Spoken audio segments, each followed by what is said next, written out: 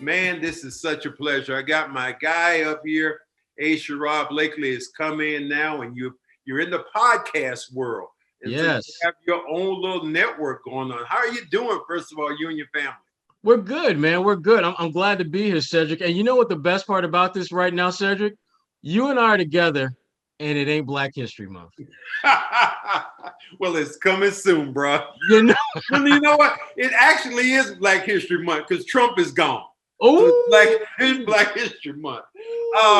Let's talk a little bit about, how you've been doing, the pandemic, what you've seen. I talked to your guy for a while, and who was down in the bubble, and Gary Washburn just told me all kind of great things about how the bubble life, your life has changed because you've moved on from a former station. yeah. Things are definitely different, and I'm kind of in this new normal outside of the bubble and the pandemic and all that. And it's been really amazing. There's a couple different things I'm in the process of working with. Obviously, joining the CLSN Media family is one of those things which I'm really excited about. The podcast that you referenced to, the A-List with myself and Kwani Lunis. I'm really excited about that because, as you know better than anyone, I tend to flap my gums a lot. I got a lot to say. And this podcast is going to allow a lot of those conversations that I've had off to the side or in the corner of the cafeteria at the Celtics game to actually come to life. It will make some people uncomfortable. It will make some people laugh. But my goal with the podcast is to educate, enlighten, and hopefully entertain as we go through this journey. And I think we'll do that. And it seems that, we're starting to get a nice robust start to things, kicking things off today. And at some point, Cedric, you and I, we're going to get together and do our thing because that's what we do. Yeah. And I'm excited about it. There's some other projects I'm working on that I can get into a little bit later on in early 2021 that are really, really just, for me, bucket list type things that you always wanted to do and you never really had the opportunity to do, and you're doing. One of those things for me is teaching. I've always wanted to teach at the college level, and I'm doing that right now at Boston University, representing my team. And so again, there's a lot of, this is just an exciting time for me, and that's really, as tough as the pandemic has been for so many of us, for folks like myself, it has been almost reinvigorating, allowing me to try some things and look in some places to advance my career and to things I want to do, and not have a lot of the layers to kind of go through and frankly have the time to do now. That's one of the things I said. I think there was a long line that they wanted me to write about you, and I said, truly, my friend, my brother, but what he's going to do, he's going to shed light on the truth. And I think that's in today's world, that's all you want. If somebody comes up to you and tells you the truth, what more do you want right now? Right. Because when you get the truth told to you, it's like, okay, well, now I can deal with everything else. I don't have to deal with this is the way it is, and this is how the world is going. Right. And we get into those conversations. With our very first episode, we talked to Mark Spears, who was down in the bubble as well. And him and I, we had a conversation about just how athletes are going to utilize that platform that was in a very confined space. How are they going to do that going forward? We also talked about the Lakers, and he had some very interesting things to say about how they won their title and how, frankly, the path that they took, even though people talking about how challenging it was to win it in a bubble, he had some insight that shows a different side of that. And I hate them. Oh, I'm sorry. Did they come across? I'm sorry. My bad. My bad. Damn. You got exactly. me all, when people get all excited, I just have my best friend whose birthday is today, one of my line brothers. Mm-hmm. And he said his birthday was today, and he was telling me, he said, well, how is it going to be now that the Clippers are going to have to watch the Lakers get their championship rings? I said, that won't happen. I said, them dudes will be back in the locker room someplace having some tea or having some sandwiches. Ain't nobody going to watch that. Right. And even if they could watch that, Cedric, like the Clippers don't know what that's like. That's all they've ever done. Watch other teams win championships because they don't do it. So ain't nothing changed there. Nah, status quo. I feel that, with you, what you're going to get is some of those things that we didn't know about. Some of those Danny Ainge stories that you had on the side that you couldn't talk about, or some things you might have talked with the owners of the governors of the Celtics that you can now kind of get off your chest. I think that's one of the things that I loved about doing the podcast. Just some of the things that I wanted to say, but you're kind of reluctant. And right. Still me, I still hold back a little bit because, I'm kind of working for the Celtics, but this definitely has to be so much more freedom for you.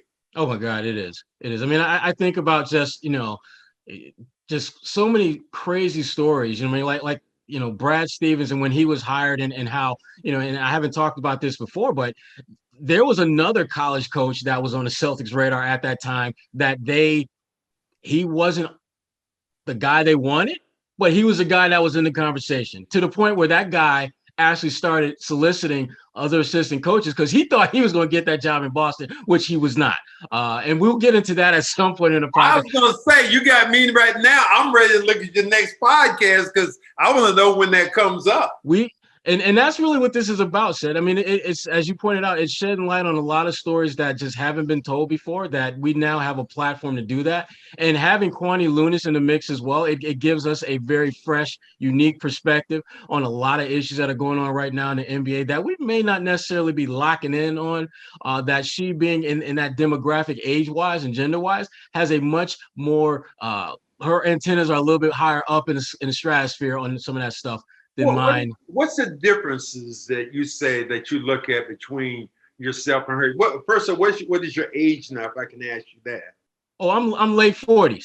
Okay, you're late 40s, and she is mid 20s. Mid 20s. So big difference, almost because you have a child that is in his 20s, right? So yeah, it's really going to be interesting. Well, in a lot of ways, talking with her in a lot of ways is some of the conversations I had with my son, who he's in the communications game. He does audio podcasting. And so we talk a lot about sports. And a lot of the conversations are very similar to what I had with Kwani, except Kwani got a little bit more attitude, got a little more edge. And I'm okay with that because, I will push back and she'll push back just as hard. And you need that to have, I think, engaging conversation. But you're right. I mean, the fact that we're part of two different generations, if you will, we have two very different and unique lenses on how the sports landscape looks. And it's not necessarily that they're at opposition with each other, they're just different. And I think that's one of the things that's going to give our podcast, some serious weight, is the fact that you're not just getting, two guys in the same age, same color, same look, telling you pretty much the same thing, backing one another up. We're going to have some moments where I'm going to say something and Kwani's going to be like, bruh, check yourself. That ain't how this is going to go. And I'm going to be like, sister girl, you need to check yourself because this is how it is going to go. And we're going to have that kind of back and forth because that's kind of what we do. One of the things her and we talked about is that, a lot of the conversations that you'll see us having on camera are conversations that we've had in the studios when we were working together. And I think it's great that we're going to allow people to kind of see some of those conversations and have those conversations amplified. I'm excited about this. I really am. I think it's going to be a lot of fun. And I'm working with somebody that I really believe in, and someone that does not see things exactly how I do. And we don't have enough of that in this world, Cedric. I ain't going to go too political on you and everything, but we don't have enough people who can agree to disagree in this world. And I think it always makes for engaging conversations when you got two people who at the end of the day are cool with each other, but in the midst of beginning sunrise to sunset, they're going to scrap. One of the stories that I want to let people know about is part of, your family. And one of the story, whenever I see you, it always comes across when I talk to you. I always think about the days when, you're a married man. And there were a couple of times where we talked about, I said, yo, man, let's go to this party. And your line to me was, it ain't worth it. It ain't. I love that because you talk about your wife. Man, I could go. I'll let you tell the story. Yeah. I mean, there are times where we could go to certain places and it would be events that are open for public. But sometimes you find yourself, you're not necessarily looking for trouble, but trouble's in that room. So you either roll the dice, find yourself in a sticky spot because you put yourself there, or you be like, no, I'm good. I love that part when I used to challenge you. Yo, where you gonna go? Yes, Cedric used to be the bad one on the right side. Be like, hey, Sherrod, let's go to this place. And I'm like, Cedric, I'm listening to the gift. I love that line. You tell me it ain't worth it. I gotta go home. It ain't worth it. Now you had a great relationship that you're gonna bring some of the stuff that when you covered the Bad Boys, the Pistons. Yes. Your relationship, someone with Ricky Mahorn and those guys in that area, some new insight, because now we're, especially with the day of COVID, we're starting to live through the past. And, the big dance, the last dance with Michael was such a huge thing that happened. The Pistons were right in the middle or at the end of the beginning or the ending of where Michael started. Yeah. And for me, I was around that team at a time when they were at the pinnacle of NBA greatness. And so there are lots of stories that, I have stored away. I mean, like when I was there, when they won the title in 2004 with Rip Hamilton and Chauncey Billups and all those guys. And there were little things that they did that people didn't realize played a role in them winning a title. Things like Larry Brown, for example, the first play of every single game, if they win the jump ball, was get that damn ball to Ben Wallace and let him go to work, because big fella knew he wasn't touching the rock much at all, if at all, after that. So they made a point of getting him the ball first possession every single time they got the ball on offense, and they just cleared out and let him go to work. And if he scored, great. If he didn't, we gave you a shot.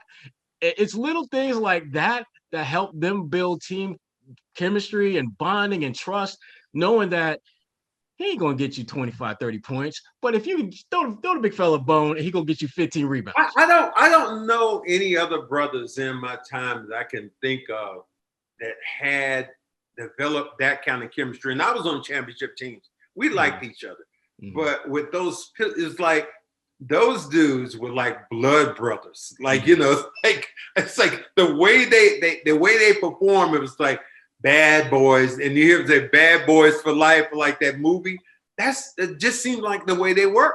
It is. And it started with the Isaiah Thomases and the Joe Dumars, and it carried on with the Chauncey Billups, Rip Hamiltons, Ben Wallace's, Rasheed Wallace, who, again, you are not going to get me to crap on Rasheed Wallace.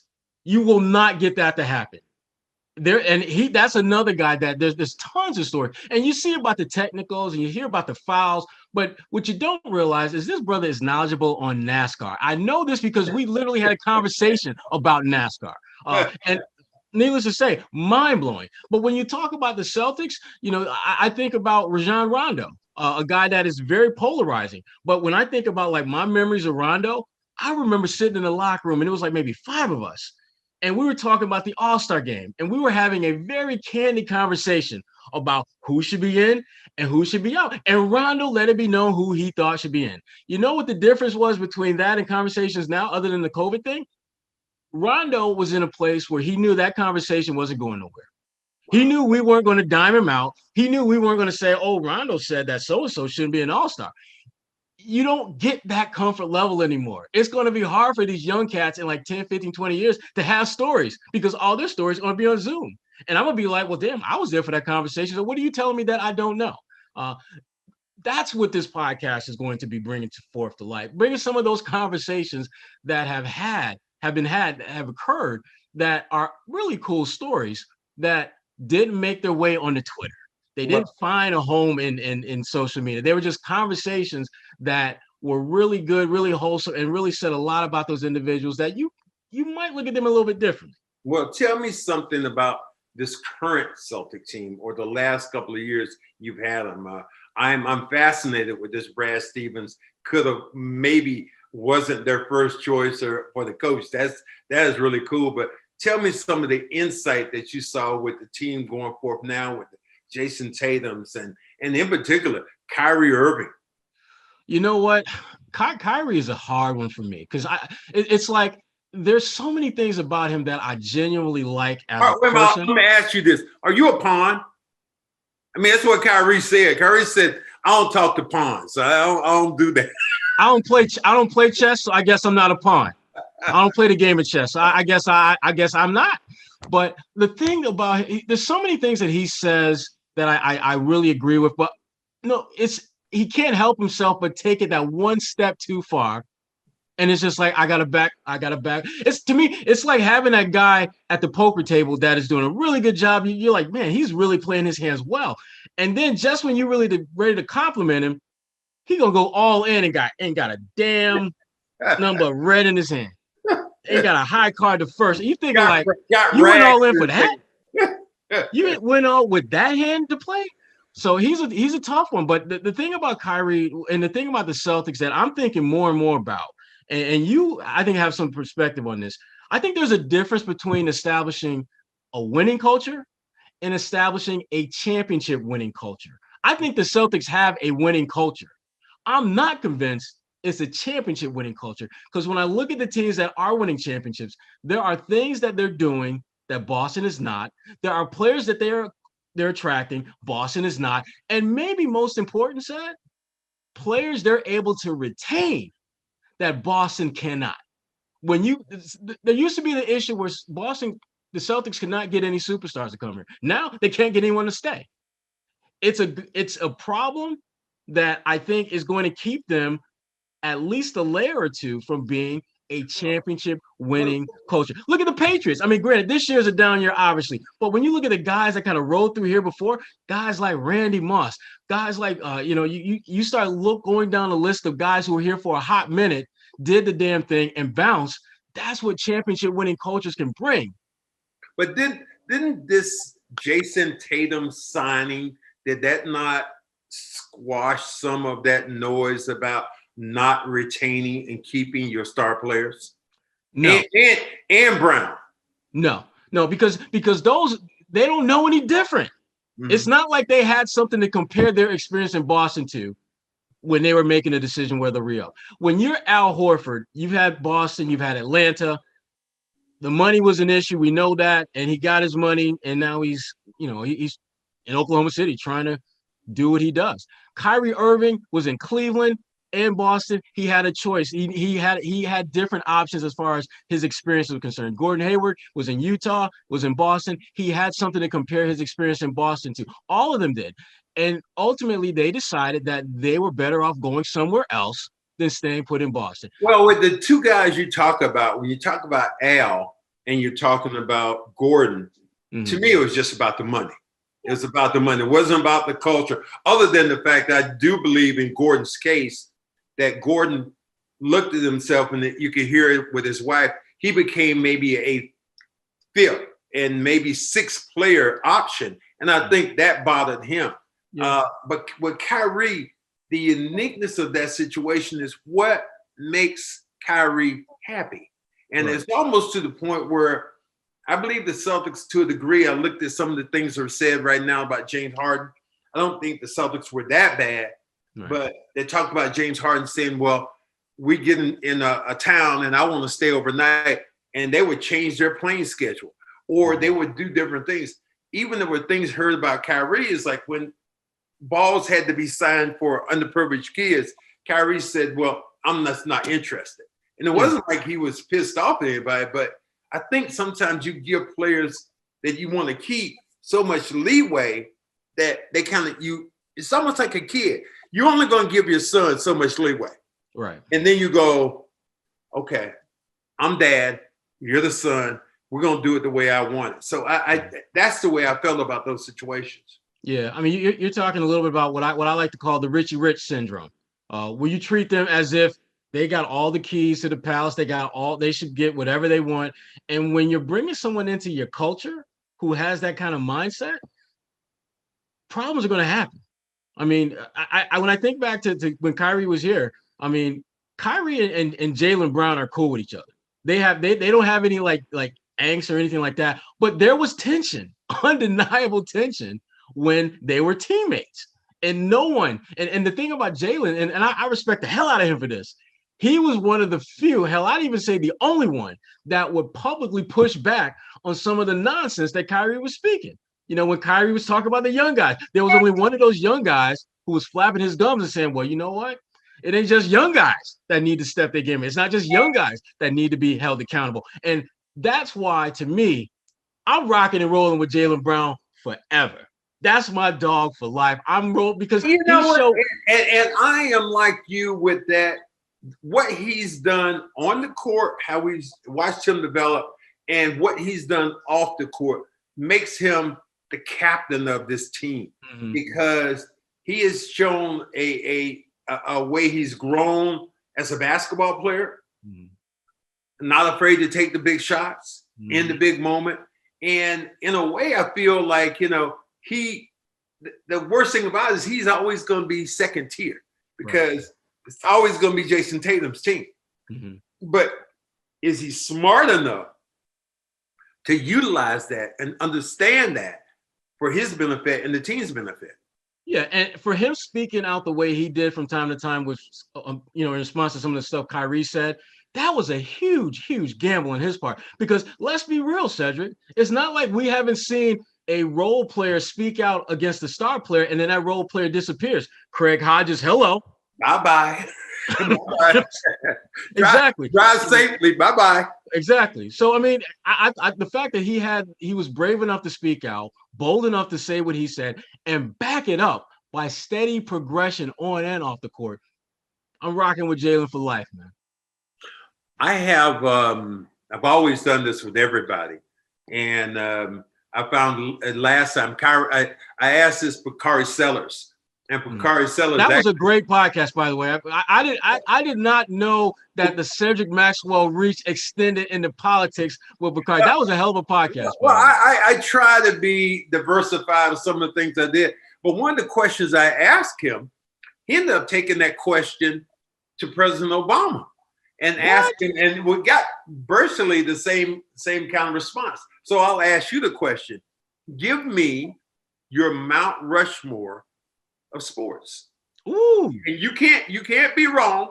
You got 4 people that you're taking anytime, different sports, same sports. Wow. I don't care from Detroit, wherever it is, but give me your Mount Rushmore of sports. I would say Jesse Owens. Okay. I would say Bill Russell. I would say Venus Williams. Okay. And my 4th member would be. It's always that 4. You know what? I gotta go. I gotta go. Tom Brady. Okay. I gotta go. Tom Brady. Now I just want to ask you. And you're not wrong, but and you really don't have to qualify, but I still have to ask you, why Venus and not Serena? Because I took Serena over Venus. So could you just tell me the difference between the two and why you picked that one over the other one? Because I think Serena benefited heavily from the battles fought by Venus. Even though they were kind of in the same period of time, Venus was the one whose star took off first. Venus was the one that was dealing with a lot of the criticism and second guessing and a lot of the racism that Serena dealt with to a certain extent, but Venus had to deal with that first. And because she dealt with it first, I thought it helped Serena better handle it when she had to go through some of those issues. And now, if you're talking about who was the better tennis player, Serena, hands down. You will not get any pushback from me on that. But in terms of being an elite, difference-making, game-changing athlete, I'm convinced that if it wasn't for Venus, Serena would not have been able to extend the way she has. And Naomi, who is just killing it, I mean, killing it in the tennis game right now, would not be where she's at. And to me, Venus is the blueprint that they followed and tweaked to their own game and modifications to where they're all great. But Venus, to me, I got to rock with her. Wow, that is such an interesting take on some of the people you've had and some of the people that you actually left out. I'll give you my list. And again, you're not wrong, but I'm just giving you my list. It was Muhammad Ali. Yes. Tiger Woods. Yep. And I went with Serena Williams. Mm-hmm. And I went with Michael Jordan. And those were mine because I just felt like I looked at Ali, what he did. Tiger Woods gave the masses who had never even thought about golf being cool, an opportunity to show a whole nother light to young Black kids who had never played before. And I just thought that was just something that really struck me during my time. Yeah, Muhammad was a tough one to leave off. You said about Jesse Owens, he had to fight. He was fighting Hitler, and he was fighting the whole Nazi regime. I just think that was. I mean, that would have been just like Joe Louis, another one. Just so many great ones that you have that just defy, time or who they are. Yeah, and that's the cool thing about having Mount Rushmore is that, to your point, you can't really screw that up. Everyone that you mentioned would easily is deserving of being on there. Muhammad was a tough one for me to leave off because I've always respected the position that he took. I mean, just to give you a little background about me, my dad was in the Army for 25 years. I come from a long line of military folks. At one point, when I was in high school, I was seriously thinking about West Point. West Point had actually started reaching out to me back when I was in 8th grade to see if I was interested in attending there. So I've always had this deep amount of respect for the military. But the one thing that people, I think, lose sight of when they talk about Muhammad Ali is that what he was doing was expressing himself and what he wanted to do and not be involved in a war that he just didn't believe in. And when you look at our country and the foundation for which it's built upon, having that freedom of expression is something that we tend to take for granted. And Muhammad Ali, whether you agree or disagree with him, was willing to fight that battle. And ultimately, he was deemed to be someone whose fight was worth it. And it's funny how in that moment, people was hating on him left and right. But over time, they accepted him. And Kaepernick, hating on him in that moment when he's kneeling. And now you got the damn commissioner coming out saying, all Black Lives Matter. Didn't matter August 26, 2016, but they matter today. To me, those are the people that when I think about leadership and I think about lifetime difference makers, people who just move the needle in a way that the needle will never be moved before, those are the ones that I have the utmost respect for. The ones who stood in the middle of the storm and did not budge. When everyone else is flying around, getting behind them, getting in front of them, they just stand there like, this is my position, I ain't budging. Boom. Much respect. This year, 2020, has been, I guess, in my lifetime, in your lifetime, the most unique, the most challenging, the most emotional. What did you get out of 2020? Black Lives Matter, Kobe Bryant dying. It's just like, you go to a month and you pick a day and boom, you got some instant, not a classic, but just something that is fantastic. Yeah, this year has been like any other because the one thing that I really appreciated was just how there really seemed to be, and I did a webinar series on this earlier called Innovation in Isolation, just looking at how people are changing, modifying what they're doing in this, this period of separation, social distancing and all that. And I look at people who, for example, could make masks in their kitchen. And all of a sudden they're like multimillionaires. I look at, groups and people coming together in ways they've never came before. I remember, like, for example, when they were protesting in Boston and I was there with Marcus Smart and him and I were walking, just up and down the streets together. And we, at one point, there must have been like maybe, I don't know, 17, 18 white people just went past it. And we both had this look like, damn, it's a fight. The fight that they're in now is one that we're used to being in. And when I say us, I mean like Black folks. The protests amplified, this is not just our fight anymore. And I don't know if that same energy is present at this very moment, but there was a point in this summer when it was a fight that Black, white, Native American, Latino, there was this universal collection of energies coming together in a way I'd never seen before. And it's just in my experience, white folks are kind of the last ones to show up to these kind of parties. And yet here, me and Marcus are walking up and down and we go past like 17, 18 white people and we just have this look at just like, did that just happen?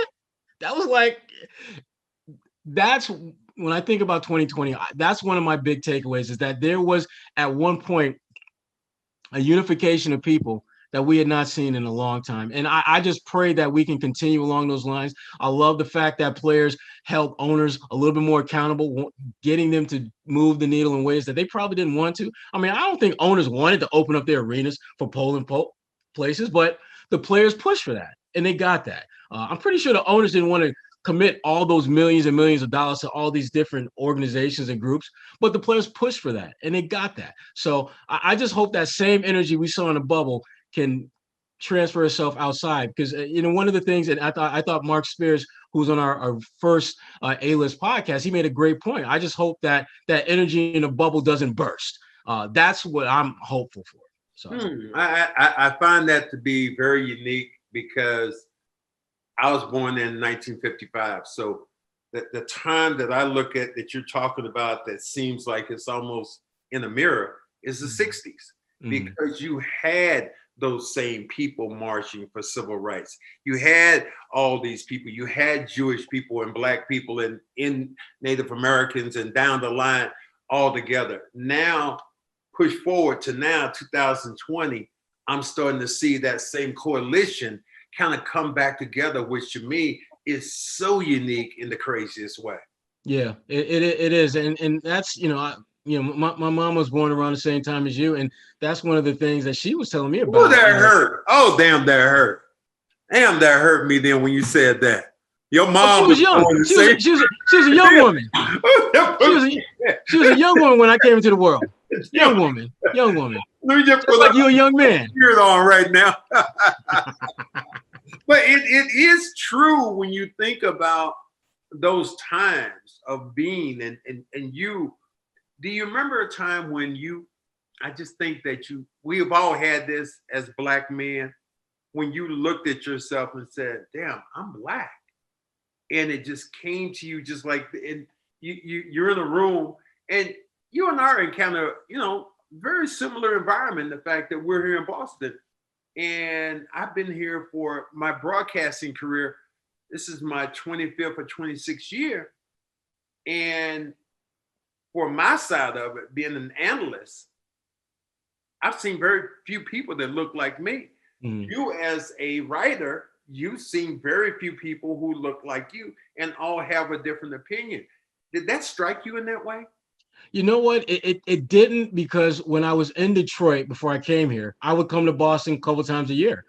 And other than you, Willie May, I really didn't see any Black people in any way, shape, or form involved with the media. And so that was what I went into this eyes wide open expecting. I came here expecting things to be so much worse than they were. And the one thing that I tell people, about my experience in Boston, is that you have to have the ability to discern between the community of Boston and the Boston Celtics when you're talking about diversity, because the two are not one and the same.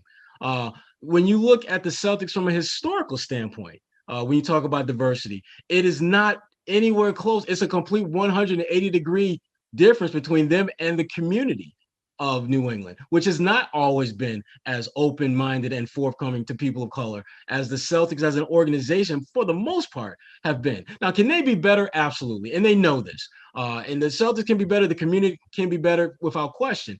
But the hits that the Celtics as an organization takes from the outside when it comes to diversity, I just think a lot of that is unfounded. And frankly, it's just wrong. Yeah. I've heard that from fellow players before, or I had a podcast and did it with James Worthy, and that's what he and I were talking about. It's like that racist ass Boston. He said, I had an uncle who was there. I was a big Celtic fan, but as I tell people, I said, Boston does not have a monopoly on racism.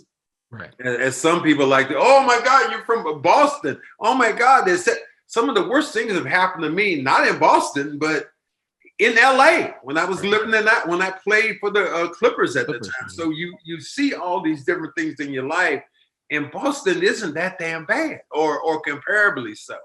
Yeah. And like, for me, as someone who I lived in the South, lived in the Midwest, and as far as race issues are concerned, Boston, of those three places, was at the bottom of the pecking order in terms of problems, because I think part of that has to do with my job.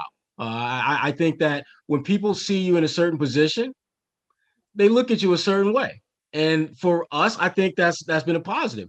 When I was in the Midwest covering the Pistons, I mean, look, Detroit is just grimy and gritty, and I love that about Detroit. Detroit's black, though. That's all you see. Exactly, and so because of that, it's just like, well, you may be doing this, that, and the other, but yo, you black, and so am I. So I'm just going.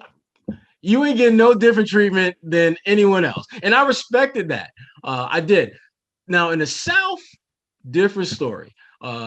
Few times I had to check folks, and it.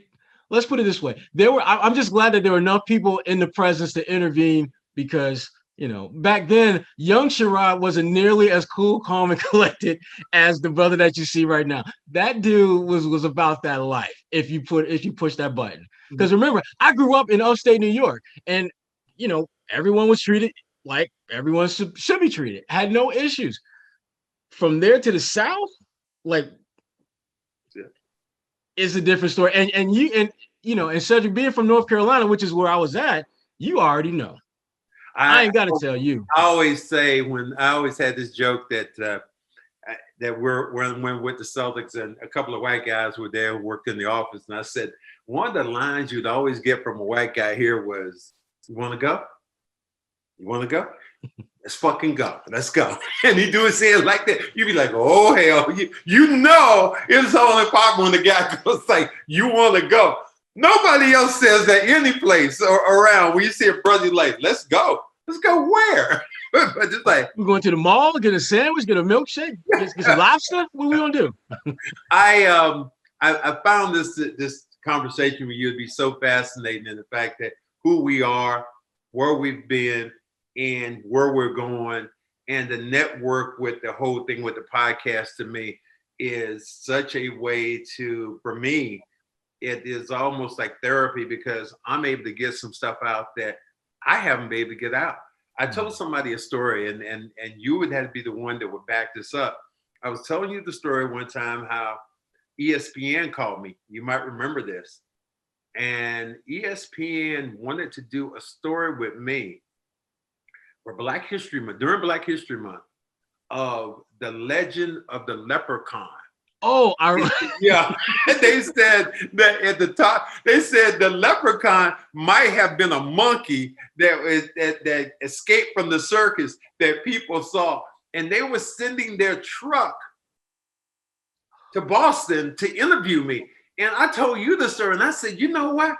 It was a black dude that called me. I said, dude, you might want to check your sources or check the guy who sent you. And you're like, yeah, I know that dude. And I was like, really? That was how crazy they were. I remember you just looking at me like, are you serious? Yes. And this happened no more than about 5 years ago. Yeah, I remember you telling me about that. And it took me a minute to marinate on what you said. Because it didn't really, I'm like, no, he didn't say something about no damn leprechaun monkey. This must be like one of them weird out of body things where I'm in the press room right now, but I'm daydreaming about some nonsense that ain't happening. Let me snap out of it. But you was right. You was real. That was real. Again, this is the thing that I talk to a lot of people about, is that when you are looking at diversity can't just be a color thing or a gender thing. It has to also encompass an ideological thing. Diversity of thought is something that we don't think enough about. Mm-hmm. And just because you a certain skin color or a certain gender doesn't mean you have an understanding of issues that people of that color or people of that gender are dealing with. Like, to me, anytime you make any reference to doing something, journalistically speaking, that involves people of color and a monkey, you might want to rethink what you're trying to do. To me, it's right up there with drawing analogies between individuals and Hitler. You just stay. To me, that's the third rail of discussion. You don't touch it, because more times than not, it's gonna blow up in your face, and you're gonna get in more trouble, and it's just bad for business. Yeah, show me that emblem you have on your shirt again one more time. All right. At this school right now, BU. Don't you put us on blast. No, I'm gonna put you on blast because you are teaching a class there. Mm-hmm. So for them to see a professor of color must already be a shock to their system, because I'm sure there are not as many people of color on that faculty. Although I know that's where Martin Luther King ended up doing his seminary work at BU. But how do you feel about that when you think about yourself being that authoritative figure when it comes to giving out a grade and people looking at you, as that person of color? Well, the one thing that I'll say just right off the top is the class that I'm teaching used to be taught by Michael Holley. And so they're used to having, but even with that being said, you have to think about how can you level up the experience for them, whether it's Michael Holley or whoever taught it before me. And the one thing that I did with my students this last semester is I needed them to understand that the world journalistically that they're going into is going to be more diverse than what they might understand. And so we had speakers who were Black. We had speakers who were Asian Americans. We had speakers who were white females. I had like 11 speakers, and all but I only had 2 white males. Everyone else was either person of color or female. And that's how I want it. I think that they need to understand. To me, that point, if they only took one thing out of my class, it would be that you are going into a world that will be very diverse. And the sooner you understand that, the better off you're going to be. And the only way I can get you to understand that is for me to bring in Asian Americans on camera, Black women who are producers, other women who are doing podcasts in sports specifically, and just making their experience one that you come away feeling as though, oh, I guess everyone ain't going to be like me. So you're saying really this is the good old boy network is starting to die. I know it's still there, but it's starting to die down. Well, I will not let it live on. Let's put it that way. I can't say if it's dying down, but I'm doing my part to give it a heart attack and put it in the hospital and put it away for good, because it doesn't align with what we are and who we are as a country. I mean, and again, don't want to get on the political soapbox too much, but if we're a country that was founded on diverse personalities and thoughts and just this melting pot, I remember hearing that a lot when I was a kid. Melting pot, America, melting. And all of a sudden, we're not so much. I think we need, if you talk about, wanting us to be the best that we can be as a nation, we have to understand that not all of us are going to be the same, that you have to have lanes in which people can navigate that aren't necessarily lanes that look like you. Not everyone's going to drive the same, 4-door sedan. Some are going to be a little more rickety than others. Some are going to be better than that. We have to embrace and appreciate each other, and we don't do enough of that. And in journalism, let's just keep it real. There's not enough people of color in Boston. And again, to me, it goes back to what you were saying earlier. Boston, when it comes to racism, Boston does not have, proprietary rights for that. The keys to the city. Right. No. But when it comes to diversity or lack of diversity, Boston doesn't have proprietary rights on that either. And so what I'm trying to do is do whatever I can to enhance that, to bring about diversity, not only in terms of diversity in terms of people, but in diversity of thought. I'm with the National Association of Black Journalists Sports Task Force. I'm the chairman of that. And one of my big things is trying to create as many lanes of diversity within our group. That's why I work with the LGBTQ community. That's why I work with inclusion and equity and all these different groups. And I work with, folks who don't look like me. And I'm okay with that, because guess what? I know what it's like to be in that room when no one looks like you or thinks like you. It kind of sucks. Yeah, that is. Last question I'll ask you, and this is kind of one that you can go anywhere with, but talk about LeBron James and just what he's been about. The first, I want to say, superstar in a cultural age of media, and the things that you see him and people who have attacked him and what he's done. Just give us a spiel on who he is and how you view him going into this next millennium. The thing about LeBron James, and I having my initial interaction with him when I was in Detroit and he was in Cleveland. The evolution that he's gone through is phenomenal. Let me tell you a quick story about my first LeBron James interaction. This was like his, I think it was his rookie season, and Paul Silas was the head coach. And LeBron, was kind of like kind of what you'd expect an 18-year-old superstar. I'm running the show. I do what I want to do when I want to do it. They had a morning shoot around, and the only person from the media that was there was me. And so Paul Silas comes up to me and says, anyone you want to talk to? I was like, I'd like to talk to the young fella for a little bit. So he goes over to LeBron, says, this guy wants to talk to you. LeBron don't want to talk. Don't want to talk. He's ready to go back to the hotel or whatever the hell he's doing. Paul is not having that. Paul says, you're going to talk to him. And I'm not going to get into Paul's exact words, but it's something to the effect that he has a job to do. He's trying to do his job. He's not going to keep you long. Get this man 5 minutes so he can do his job. And it was one of the worst interviews I've ever had because LeBron was in that kind of 3 words, 4-word, 5-word responses. And then about maybe after 2.5, 3 minutes, he started giving me something a little bit more. And he wasn't bad. He wasn't bad. And I just remember it wasn't too long after that Paul got fired. The lead in, here's the lead into this. You don't tell LeBron what to do, okay, or who to speak to. And guess what? He got fired. And I bring that full circle because that to me was LeBron at just a very immature stage of his growth and development. And to see where he's at now, where he is putting so many others ahead of himself. And I'm talking not off the court. I'm talking about just his work with schools, his work with just being more engaged politically speaking. And obviously what he does on the floor, he's just phenomenal. He's the greatest player of this generation.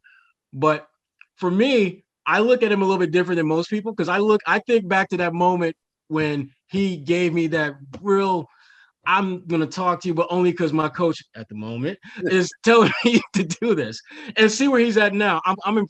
I'm blown away by how much he's grown because from that initial impression, I thought this guy was going to be a jerk and a straight up a-hole for his entire NBA career. And LeBron, you can say a lot of things about him, but LeBron, the man, the leader, the philanthropist, I mean, I'm all on board with that. He's been phenomenal for the league and for, frankly, for black men, really, as far as role models. Well, I'm going to give you a due and say thank you for being on my podcast. And this is Sherrod Blakely, who is with me and has his own podcast. So all my listeners and all my viewers, I want you to go in because I'm going to go in because I want to hear this Brad Stevens story about Brad might not have been the choice, or if he was, who was the second guy. So I can't wait to hear that information. You don't have to let it out, brother. You have to give me a clue like a brother. Yo, man, come on, man. Let me in on a little bit. Let me put this in the chat. Let it go. So thank you again for coming on with me. I appreciate it. No problem, sir. A-List Podcast, Sherrod Blakely, Kwani Lunis, all apps, all your podcasting apps, we are there. Thank you, my man. Appreciate it. Peace out.